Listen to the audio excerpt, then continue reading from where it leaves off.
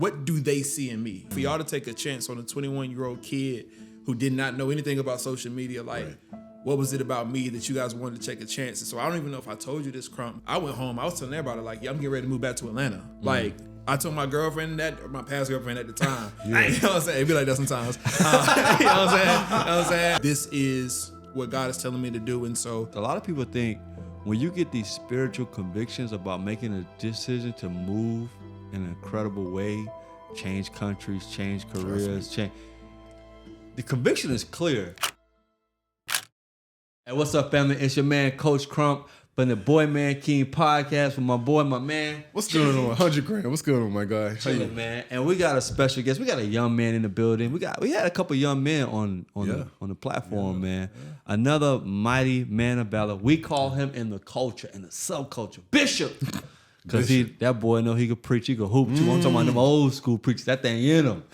man, but give it up for, man, the entrepreneur, the speaker, the minister, social media manager, the man, the myth, the legend, Stavon, man. What's up, bro? Crump, appreciate you. What's going on, man? Welcome. Man. Thank you for coming, man. It's an honor to be here, man. Truly, honor to be here. Yeah, man. I'm having a little bit of like big bro vibes and yeah, man, Unc vibes, because I remember when he was just a little cub in my hands. Very good. Coming out of college. And, wet behind the ears, green as grass, excited about life, wanted to baptize the whole world in a day, in the name of the Father, the Son, that youthful energy. I said, it's okay. So I want you to take over the whole world too, but just pace yourself. Right. And then one thing that stood out when our relationship, when he was like, because I can tell the energy he was on, the vibe he was on, I was like, this ain't it. Like, this is just getting started. He was like, this is just getting started. There's more? He's like, I was like, yeah, there's more, man. And so kind of tell the people, we're going to get to your journey as a young man, but kind of tell the people our journey from our relationship, where it started, and kind of what you've been able to experience as a young man. For sure. Joined the team, next level, started working for Jeremy, December of 2022, I want to say, December 21. 1st. Yeah. 21. Yeah, 21. Yep, 21. And like you said, excited. Really didn't know what to expect. I was the least qualified out of everybody that was really trying to apply. And that's a story in itself when you talk about the leap of faith and even me reaching out to Jay. And so we got time, I'll get into that. But long story short, just took a shot. He took a shot on me. And everything came together, started working for Jeremy. But Crump, you said something February. So, started, again, working for Jeremy in December. But that February, we went to that mansion. Yeah. Jeremy was doing a podcast. And at the time, that was my first time at a mansion. So, I'm blown away. You drive them through with the gate, 4-car garage, basketball court, blown away. And Crump sat me down. He said, man, the reason why we hired you wasn't because, you were the most talented or you had the most qualifications. He said, the reason why we hired you is because of your character. Sure. And so even in that moment, it kind of made me kind of step back and evaluate myself. Yeah. But also just think about, what do they see in me? You know what I'm saying? Like for y'all to take a chance on a 21-year-old kid who did not know anything about social media, like what was it about me that you guys wanted to take a chance? And so I don't even know if I told you this, Crump, but like that night, I went home, I was telling everybody, like, yeah, I'm getting ready to move back to Atlanta. Like, I told my girlfriend that, or my past girlfriend at the time. You know what I'm saying? It'd be like that sometimes. You know what I'm saying? Shots fired. Hey, man, it'd be like that sometimes. You know what I'm saying? But I told her, like, literally that night. And on the way home, I was like, listen, we got till May, and I'm moving to Atlanta. Like, this is what God is telling me to do. And so it's been a journey, a lot of ups and downs. But I'm so thankful that I stuck it out. We still got so much further to go. Yeah. And I want to speak to that because a lot of people think when you get these spiritual convictions about making a decision to move in an incredible way, change countries, change careers, the conviction is clear, but it doesn't mean that it's easy just because you got the conviction to move. Like all of a sudden, like everything's because you move to a country, I move to a country, you move out as a young man leaving college. It still doesn't mean that you can't miss the hard part. Like the hard part is still gonna be there. And some people quit and compromise because they're like, well, dang, I ain't know it's gonna be this hard. Right. So maybe God didn't say it. Let me go back to my comfort zone. Let me go back to my comfort, and that's the worst thing you can do. Yeah. Keep pressing forward, keep figuring out. So that again, back to your character, man. So let's. Yeah, I mean, I can hear the bishop in you. I can hear the voice in you. Marietta, Georgia. Marietta, Georgia, man. Born and bred. Yes, sir. Tell us a little bit about growing up in Marietta, Georgia. What life was like. Yeah. What the family life was like. Yep. The title of bishop. That's in. I wanna hear a little bit more about that time. I'm pretty sure we're gonna get there, man. No, for sure. I'm one of 7 preachers in my family. I'm a 5th generational preacher. Okay. So this is not something that I wanted to do. I ran from preaching. I ran from speaking, all of that. But when God calls you, He gonna get you however He gets you. Sure. But yeah, grew up in Marietta, Georgia. Grew up without my father, so it was myself, my mom, and my older sister. And that's how life was till we were about 8 years old. And then she married my stepfather, who had 3 kids of his own. And so in 2008, they both moved down to Atlanta, basically. And my whole life changed. My mom was doing good for a single mom. She was making her $60K, getting ready to buy a house, had a little Benz out front. She was an independent black woman getting it done, in Atlanta. And when she got married, her job kind of put her in an awkward situation because she was trying to do her own thing and ended up losing that job. And then the job that my father had at the time, my stepfather, but I call him my dad, the job he had fell through as well. And so just like that, they became entrepreneurs. Okay. And so for years, from the time I was 8 to the time I was 14, we moved every single year. So like I told you, we were nomadic. And we were kind of moving before then. But my parents were trying to find their footing, so I done seen being evicted before. I done seen, you renting furniture and they coming to take the furniture out the house because they missed too many payments. Sure. We seen it all. Again, you go from being the only boy to now you got a little brother and then 2 additional sisters. So Okay. it was an experience. You mentioned earlier that you grew up without a father. Specifically, when you say without a father, was he not present? Was he incarcerated? Just talk a little bit about that. And as a young man, how that framed your reality in a way that made you take the trajectory that the path that you're on now. For sure. When it comes down to my father, we have a good relationship now. He just really wasn't there for me growing up. And not to say that he didn't want to be. We have conversations man to man, so I have a greater understanding of what happened. But during that time, he had 2 other sons of his own. Yeah. And so he had to deal with that custody situation. So I kind of was just like the oddball out. I was the oldest boy, his first child, but kind of like the oddball out.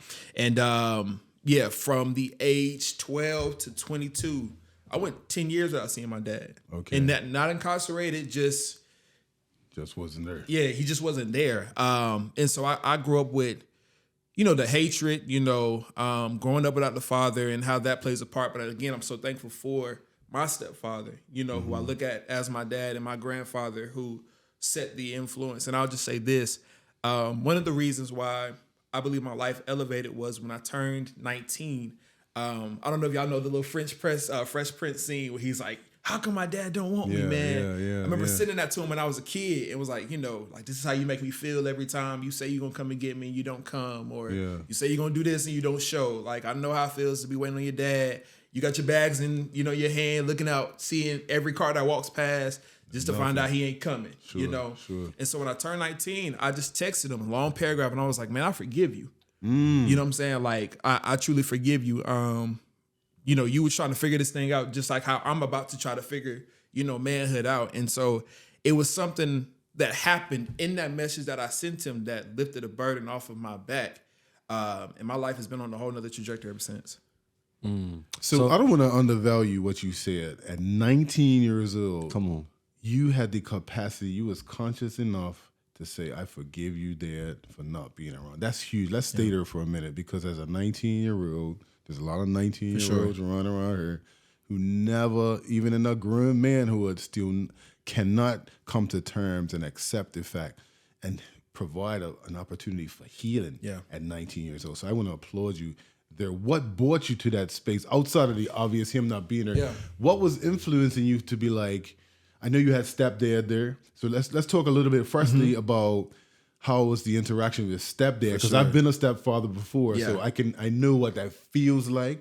but I don't know as a young man for you what that looks like in terms of your interaction, his influence. Talk a little bit about that relationship for a bit and then get into, as a 19-year-old, you have this aha moment, a moment that's pivotal in your development that says, all right, I'm going to forgive my dad, which is probably why you're the man you are today, obviously. But so talk a little bit about that. Me and my and I hate calling him my stepdad, but just so everybody understands. You know, he has that quote, I'm not the stepfather, I'm the father that stepped up. Sure. And so I was one of them easygoing, like I'm very easygoing. Yeah, I can tell. You know, my mom would tell you she dated a few dudes before him, and I was like trying to fight him because I ain't like him. But something about him that I really liked, you know, at the age of 8. And so when I met him, like, I know, you know, sometimes it could be hard trying to, you know, be in a stepchild's life. But for me, it was real easy going. Like, I saw he was a good dude. And we've just been locked in ever since. And so I've always looked at him as my father. He's never really had, like, we've never had a disconnect. He has helped groom me into the man I am today. A lot of things that I know now, like, came from him. You know what I'm saying? And just manhood and things of that nature. So, like, that's, like, I talked to him before I got here. Like, that's my dad. And I love him dearly. And I'll say this, when I talk to kids now, I kind of help them to understand, you know, perspective is everything, right? And so we don't always understand why our parents do what we do, why they do what they do, or why situations happen. And I even had to talk to one of my siblings about this. And I said, you gotta forgive the parents. My parents were phenomenal for me, right? That's what I would say. They weren't perfect, but they were perfect for me. Right. You have to understand, they were trying to figure life out the same way we're trying to figure life out now, right? Like, my mom had both of us by the time she was 21, dropped out of college. I'm 24. I couldn't imagine having one child right now. Right. You know what I'm saying? Because I'm still trying to grow as and people may say I'm mature or whatever, but you got 2 kids at the age of 21 and you still trying to figure out how to, and so it was like, oh, nah. You was trying to figure out how to raise Stevan, but you was still trying to figure out how to raise Cody. Right. You know, yourself. And so when I looked at it like that, I was like, oh, it's so much bigger than me. I know you don't have no personal vendetta against me. I just want to make Stevan life's hard, so I'm not going to be there. Nah, bro, you had other stuff that's going on. Sure. So I had to get to a place, you know, in maturity so we can actually have a man-to-man conversation so I could just understand what was going on, but also, you know, break generational curses. What did you do when you were my age that got you in this situation? And how can I not do that? Because whether I like it or not, you 50% of me. You know what I'm saying? So it's some genes, it's some traits that I got that you got. And I want to make sure that when I have children and do what I need to do, I can put them in the best position possible. Yeah, I want to speak to, I think, one topic we haven't discussed on here that I think you'll be very qualified for is the blended family. Yeah. Like, we kind of fast forward to you just getting here to 19, but there was some things that you managed as one of the older children, because it's crazy because I didn't know you was a blended family because you and Jeremiah look just alike. Psych. Psych. So Jeremiah is your brother. That's my little brother. Your little brother. Okay. That's my guy. So, but the point being is, like, you guys at an age where you got your mama, they got their daddy, they got a mama, you got a daddy, y'all coming to the same house, and they both come in broke after y'all both just had money, and now you're navigating. How many kids? It was 5 at the time. 5 of y'all coming together after it was just you and your sister. Overnight. And then all of y'all together, both parents come together, they come in the house and nobody got money. So now we're going to go from house to house for 6 straight years. Yeah. Because we got to rent out furniture, we're getting evicted. That's a lot. Yeah. The kids got to be having some dynamics amongst the kids and amongst the parents that needs to be kind of broken down here, because when y'all see y'all today, y'all like the Brady Bunch. y'all the black Brady Bunch, right? So you have to play a role, because I'm just hearing how you're talking. I'm seeing what you're saying at 19 to your biological father. Yep. What role did you see yourself instantly kind of like playing to kind of keep the peace?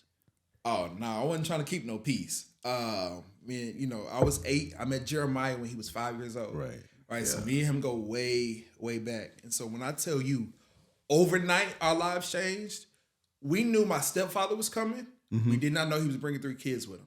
My mama might have known, but she didn't tell my sister and me. And so he gets here, and I'm like, "Oh, there's Wade. What's up?" And I'm like, "Why these 3 kids got bags?" Like, you remember how you was feeling? Oh, without question. question. I remember the day. Like, and I was just kind of confused. Like, why these kids got bags? Like, I didn't talk to them on the phone. It's got to be animosity. It's got to be beef. What was that like? Me and Jeremiah couldn't stand each other for years. Sure. Like, yeah, you can see that. Yeah, like because we polar opposites. So if you don't know, my brother, he's an introvert, real quiet, and he a daddy's boy. Okay. I was a mama's boy at the time. So it was kind of just like, bro, don't get close to my mama. You don't get close to my. It was just a whole dynamic, and I went from having my spoiled little brat. Now I gotta share a room with bunk beds with a boy I don't even know I just met. You don't even like. Yeah, and now we all gotta struggle together. Right. So I'm like, well, now you in my territory. I don't want to share my stuff with you. But then we got 2 additional sisters, so it was a whole experience. We joke a lot. Like, again, when my dad moved down, we only had 1 car. Right. So my mom had like a little Mercedes sedan, and all 5 of us was in that back row. Every time we used to go somewhere, just all bunched up, you know what I'm saying, and fighting each other. But it was an experience, man. And I'll just say this, over time, I'm thankful for my siblings. People might look at me and Jeremiah now and be like, man, they tight. That's my dog. Yeah. But it had to happen over time. And he told me something that really helped me. He was like, bro, I didn't understand how hard it was dealing with the little brother until my parents, my stepfather and my mom, they ended up having 2 children together. So my little brother, Jaden, did to Jeremiah what Jeremiah was doing to me growing up. And it made him appreciate me so much more in that dynamic. And so y'all ended up having 7? Or was it? Yeah, 7. 7 of us in total. And I got 9 siblings. So on my dad's side, I got 3, but it's 7 of us in total. Okay. Did a Brady bunch. Bad for real, bro. It's so much for my mind's spinning right now. That's so much because it's a lot of dynamics. Because I think part of them being an entrepreneur, they also got into ministry, right? Yep. Yeah. So what's the bishop's side? That title, is that your stepdad's side, or that's your paternal father's? It's interesting. So really, it's from my mom. Oh, okay. So my grandfather was a pastor. Okay. However, my stepfather was a pastor before he moved down to Atlanta. Okay. And then my biological father did some pastoring. So you know what I'm saying? It just so happened to be all around me. But I would really say the influence. You got no option. Yeah, man. That's what I'm saying. I tried to run from it, like, man. Yeah. So, but the main influence came from my grandfather for sure. That PK kid is pressure. My dad's a pastor. I know what that's like. But he was a rebel child. You was like I was a sneaky child. But he was the castaway. Yeah, I mean, you might say that. No, my brother was a whole nother level. My inspiration to go into college was when I visited my brother, and he had a catalog. He's probably not gonna like that I'm saying this. Shout out to my sister-in-law, Sarita. But he had a catalog of just women. He went to FAMU. So when I went on that campus, and I saw what he was dealing with and the amount of things, when I say things, females was in that book, I was like, yeah, that's my inspiration. So although you, completely left. That's real though. But although you might think I was rough and I was hard, I was very reserved. I was very quiet. Yeah. You know what I'm saying? So I got your point, but I digress a little bit. But I mean, and again, people may look at me and I was a PK.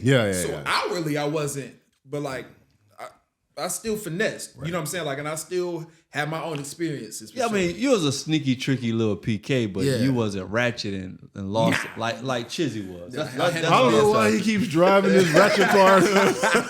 I handle my business. Yeah, I think in his mind he wants me to be ratchet. Yeah, man.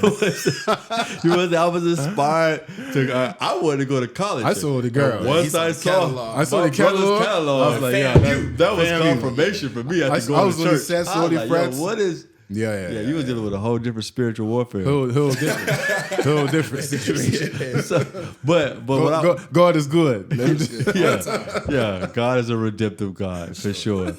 So I want to so what you said was some rough years, but for multiple of not just you and Jeremiah, but the other kids that's involved too. Like, when did it start to feel like one as a blended family? Like, how long did it take from a kid's perspective for that to feel like one? And then what do you think that your parents did that was significant to help or hurt that process? Man, I would say it didn't take long to feel like one. In the sense that, I mean, you always gonna have some type of discord because you got 5 different personalities. Yeah, it's just with what 5 it different- is. You know what I'm saying? But because my parents lost their job and had to go just into entrepreneurship, there was a lot of luxuries that other people had that we didn't have. And so because of that, we couldn't become entitled. We couldn't become spoiled brats. So we had to really learn to appreciate what we had. Like there was times when we was living and we have internet in our house, you know, like one TV, you know what I'm saying? And so for kids, you know, they don't ride bikes no more. But like that's what we was doing. We was riding bikes. Jeremiah, he'll tell you, like we used to play cards together, like stuff like that. And it was because we had no other options. We didn't have a game to go play like that. I mean, we had a GameCube, but like we had an Xbox, you know. We didn't, none of us was playing sports at the time. So we couldn't go, we had to get to know each other. Sure. You know what I'm saying? And whether that was during the school year, over the summer, spring breaks, we wasn't taking no vacations. Like it was literally us. And so it's a blessing and a curse because again, as siblings, it made us tight. However, the curse is there was a limiting belief that I grew up with and literally just got past this within the past year and a half because all I saw was struggle for the first 6 years of their marriage, right? So now my mom and I had a conversation with her. She was like, you know, you got to remember when I was single and had y'all, like I was getting ready to buy a house and I was going to put this much down cash. I said, Mama, you right. Like, I appreciate that.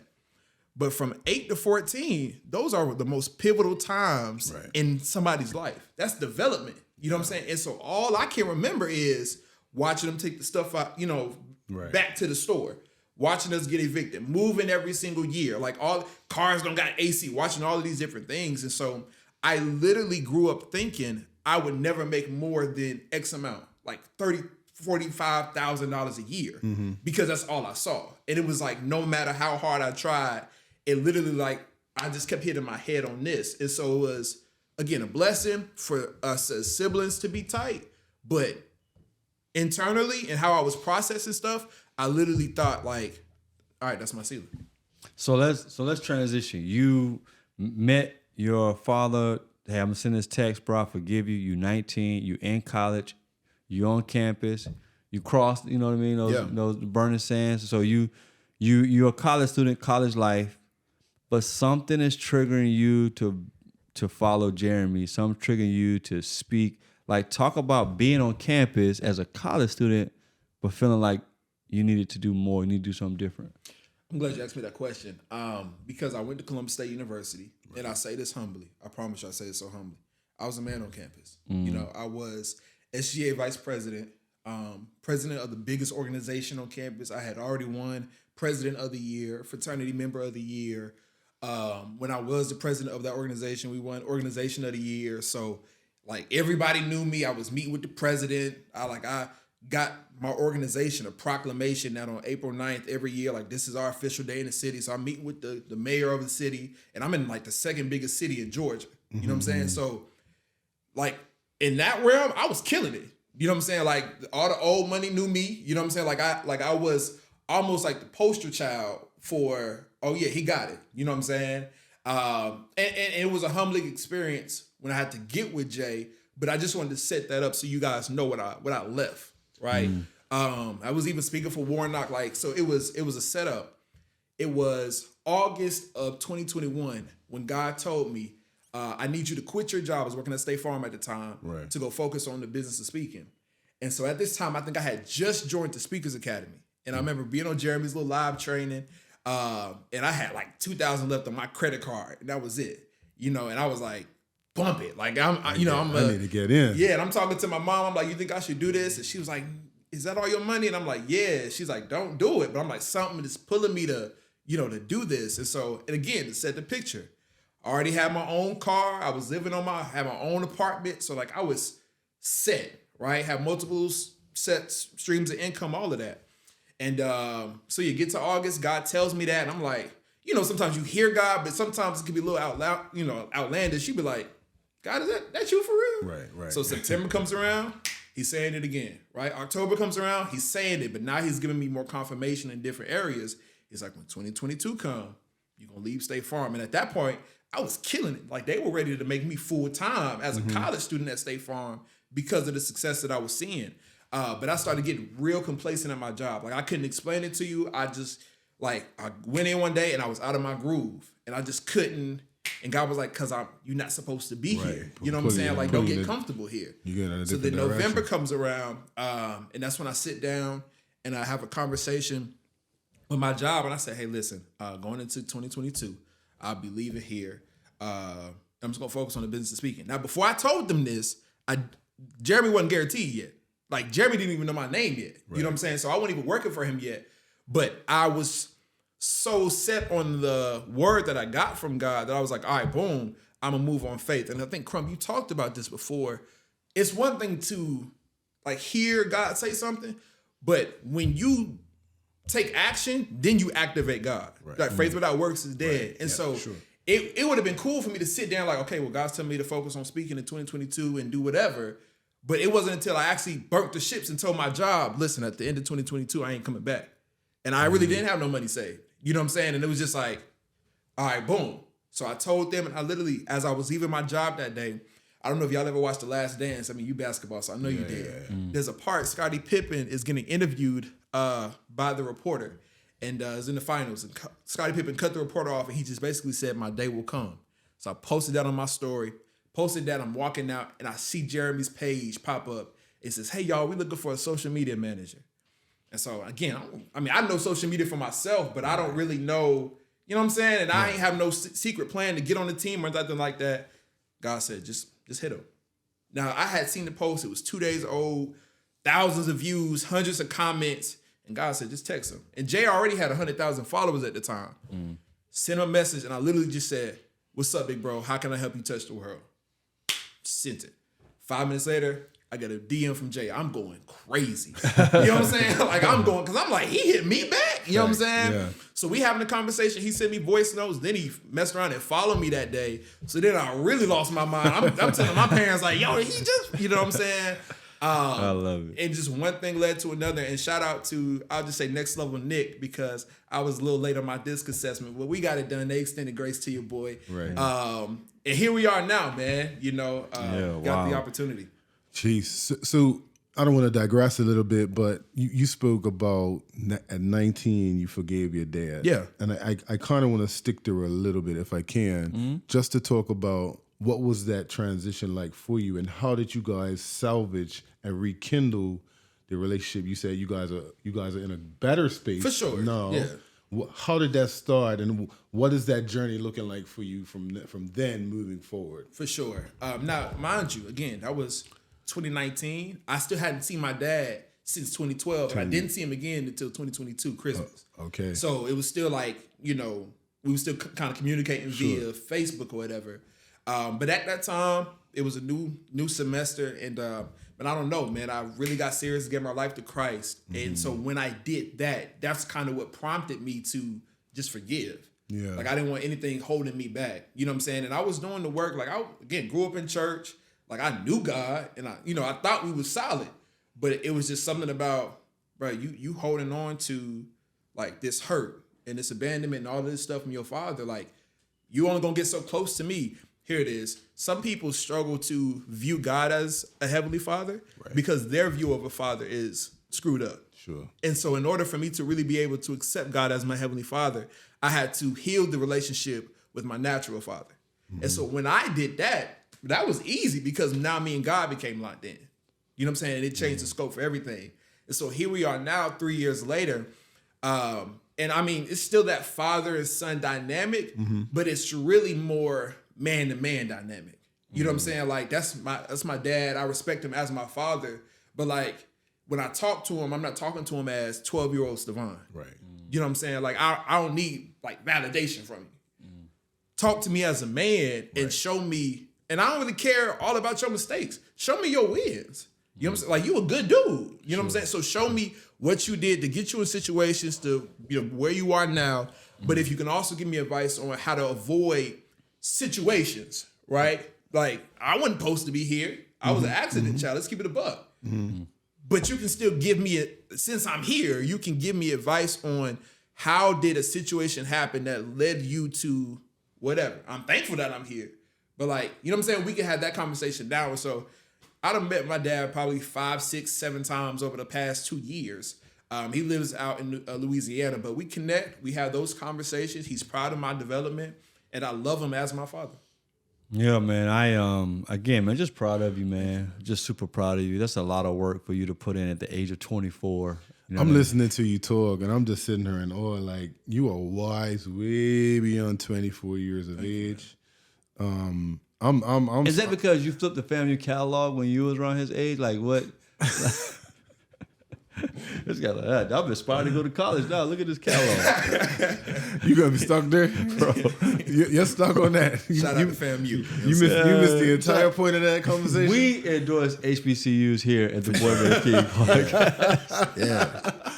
Not for the girls, let me just say, for quality education. For quality education? Yeah, quality education. Okay. All right. But yeah, man, just super proud of you, bro. I want to kind of highlight, because what's interesting about a young man in your position, like so much of your development is ahead of you. You know, you're not married. You don't have children. You don't got the mortgage. You don't own a major company at this time. All these things are in your future. Yeah. As you start to settle in as the man you want to walk into be, and the king you want to fulfill, and all the roles and responsibilities that come with that, like, what's next? What's important? What's what are you figuring out that you're like, okay, this is how I'm going to move. This is who I'm going to be, and this is why. I'm glad you asked me this question. Shout out to Du. Shout out to Nicole. Shout out to you. Shout out to Jay. Because you guys played a pivotal part in my development, right? You kind of talked about earlier, like, it's going to be moments where it's emotional, but like, don't quit. Right, I mean, we alpha, so we know the don't quit poem. Yeah. But last October, terrible burnout. Like, I didn't want to do nothing, no church, no jag. I didn't want to get out the bed because, again, I'm dealing with that limiting belief, and I'm like, dog, First off, I done gave up all this stuff to move to Atlanta, left my own apartment and move in with my auntie, and then ended up moving in with my grandma. Right. Like, and having to deal with it when people are asking you, like, oh, what you do now? Like, oh, you with your grandma? You know what I'm saying? It's yeah, I got you. You don't worry about the opinions of others. And again, Crump, you was so heavy on this. You was like, some stuff that, like, your family not gonna understand what you're doing and why you're doing. And so I had to stay so tapped in with y'all. But man, it got to me. Like, last time, I was done. Like, I promise you. And then again, if you didn't know this, June 21st, I got into a car accident. Okay. And so when I got into that car accident, totaled my car, my knee basically imploded. So I had to get surgery. The reason why I say that is because June 21st marked 21 days of me being in the gym, working out consistently. Right. I struggled so hard to just show up consistently for myself.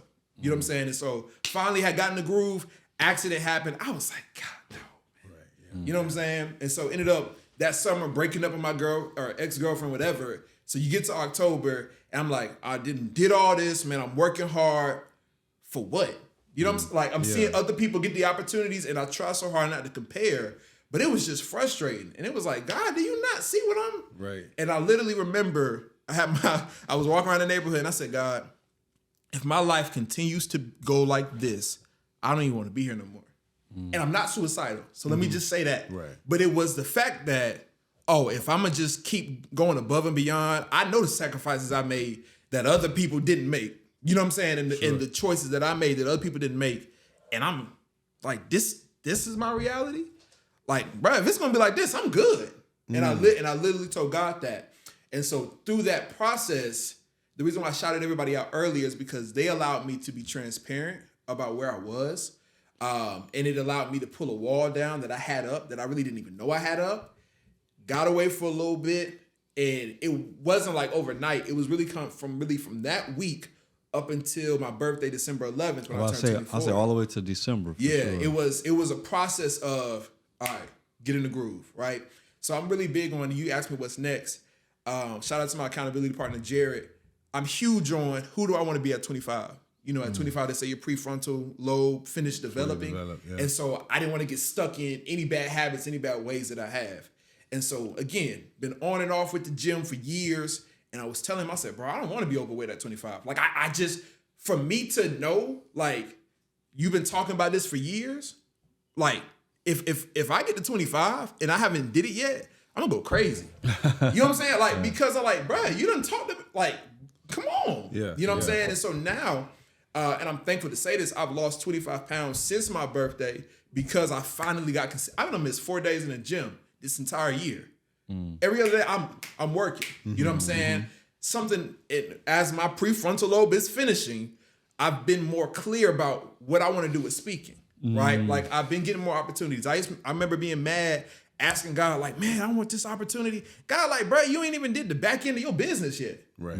Like, I wanted the big opportunities and I ain't have a website done. My business wasn't even registered with the IRS. You know, I ain't even have an EIN number.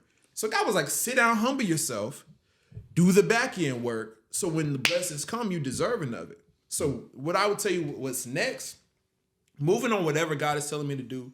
Like I said, keeping this fitness journey up, because it's really a lifestyle. Like, I ain't trying to just lose 80 pounds and stop. Yeah. Like, there's a way that I see myself, and I'll be there by the time I'm 25, continually wanting to help people through speaking, but also building out next level. Like, your next level changed my life. You know what I'm saying? Like I didn't even have a passport before I started working for Jeremy. You know what I'm saying? And so all of these doors and the way I think, again, the dude I was at 21, at 19, I'm not him at 24. And I look at him like a little boy. Yeah. Some people may look at him like, oh, you made it. But then I got with some real hitters, you know, to do this at a high level. And I learned, and I still got so much more to go. And so I'm in a season right now where I'm like, all right, God, whatever you put in my hands, I'm going to master it. I'm going to be a good steward of it. Because 10 years from now, when I'm blessed to be married and have children, I want to put my family in the best possible position so they don't have to go through some of the struggles and things of that nature that I had to experience. If you never heard it before, I just want to say congratulations. Thank you, man. Because I've talked to a lot of 24-year-olds in my day, and I can honestly say I've never experienced your level of focus, humility, and it's almost like that 21 to 24 growth that you've seen. Some people never experience that in 60 to 70, 50 years of their lives. You know what I mean? So in my mind, I'm thinking he definitely has a story and has somewhat of a responsibility for his contemporaries to demonstrate, you know, what that looks like, what intentionality does, what being in the right circles does, how being zero focused on, you know, not just your professional work, but your spiritual work is important. And that's largely why we're here, to create platforms for young men. Because, you know, I'm 40 plus, he's 40. You're 48. Just say your age, man. You know, the younger generation. Why you trying to hold on, bro? We can't be doing this forever. For sure. No, you definitely can't. The younger generation, the younger generation can definitely benefit from your wisdom at 24 years old, man. So I want to applaud you in that regard. Thank you. And say it's enriching to hear a 24-year self-aware, conscientious individual that just knows where it's going, man. That's huge. I'm sitting there listening to you like, this guy is not 24 years old. Yeah. I sit up here like a big bro, like a. He's just trying to take all the credit. This is what I know. I'm not trying to take credit, but it's a harder interview to do because I've seen what he's actually done the past 3 years. I know how he used to talk when he first came on. I'm just sitting here listening to him. Right. And I'm like, yo, the work is happening. Like, you put the work in, it'll show itself. You know what I mean? Sure. So just super proud of you, bro. Thank you, for sure. Super proud of you. Man, for more information about the Boy Man King podcast, hey, tell the people where they can find out all the things you got going on, man. How they can tap in with you. I am Stevon Lester on all social media platforms. It's STEVON. I am Stevon Lester. I am StevonLester.com. Anything you need, anything that I got going on, it'll be on my website or on my social media. Make sure you tap in. Yeah, man. And shout out to Next Level. Shout out to Jeremy Anderson. Shout out to Next Level Nick, Deani, what it do, and the whole entire team, man. Thank you for just coming on the platform, bro, man. And if you want more information like this, more access, man, make sure you subscribe to the Boy Man King podcast on YouTube, and also tap in with us on IG at Boy Man King Talk. And man, listen, the journey continues, man. Till next time, we out. Peace.